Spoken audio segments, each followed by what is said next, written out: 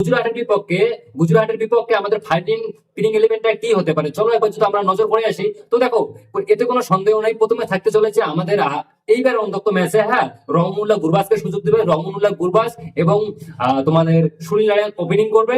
3 নম্বর থাকতে চলে আজিমকা রাহানে, 4 নম্বরে থাকতে চলেছে তোমার আঙ্গ্রেজ রঘুবংশী, 5 নম্বরে ভেঙ্কটেশ আইয়ার, 6 নম্বরে রিঙ্কু সিং, 7 নম্বরে রাসেল, 8 নম্বরে রমনদীপ সিং।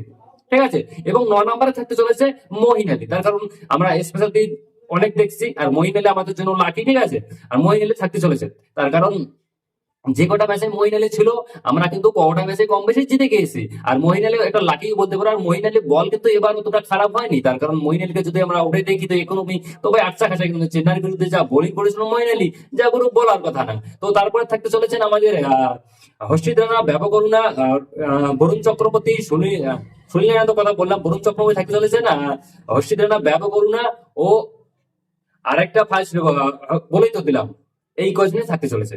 তার কারণ বাকি কোনো পরিবর্তন হচ্ছে না। তো আমরা যদি দেখি প্রথম ওপেনিং করতে আসবে সুনীল নারায়ণ, এখানে একটা সুনীল নারায়ণ ও রহমনুল্লাহ গুরবাজ, এইখানে একটা পরিবর্তন চলেছে, রহমনুল্লাহ গুরবাজ আসতে চলেছে কুইন্টার ডিকুকের জায়গায়। এটা ফুল অ্যান্ড ফাইনাল, তুমি কথাটা 100% মিলাই নিও। 3 নম্বরে আজিম খান, 4 নম্বরে এসেছে আঙ্গ্রেজ রঘুবংশী, 5 নম্বরে ভেঙ্কটেশ আইয়ার, 6 নম্বরে রিঙ্কু সিং, 7 নম্বরে রাসেল, 8 নম্বরে রমনদীপ সিং, 9 নম্বরে মহিন আলী, 10 নম্বরে আসতে চলেছেন বরুণ চক্রবর্তী, 11 নম্বরে হর্ষিত রানা, এবার 12 নম্বরে ব্যাপক অরুণা। তার কারণ ইম্প্যাক্ট প্লেয়ার একটা রুল আছে, সেই প্লেয়ারটা আমাদের ব্যাটসম্যান না নিয়ে এটা নিবে, এটা কনফার্ম।